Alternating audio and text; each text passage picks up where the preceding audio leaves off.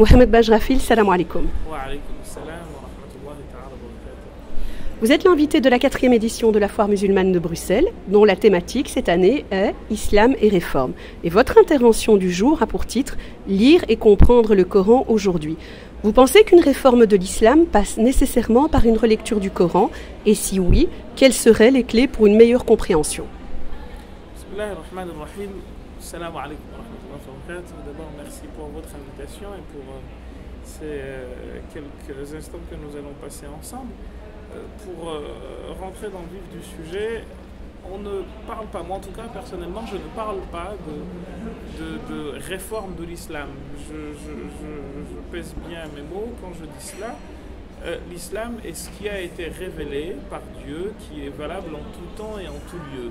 Et dans ce sens, l'islam a toujours existé depuis que l'homme existe. En revanche, ce dont il est question quand on parle de réforme, c'est au contraire le regard que nous portons sur cette révélation, ou plutôt sur les textes qui caractérisent cette révélation.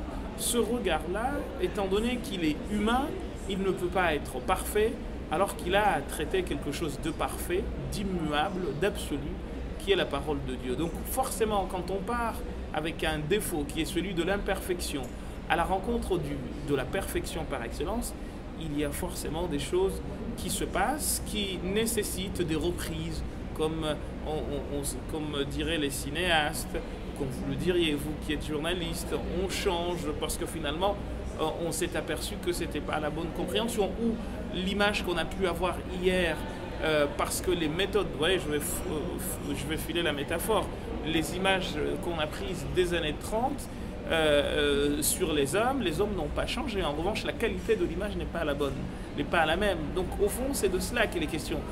Le texte, qui est en quelque sorte ce sur quoi portent nos caméras, en la personne de nos regards intellectuels, eh bien, celui-là, il est immuable. Donc quand on parle de réforme, c'est, de mon point de vue, eh bien, une lecture nouvelle qui doit se faire parce que les réalités ne sont pas les mêmes et surtout parce que les outils ne sont pas les mêmes.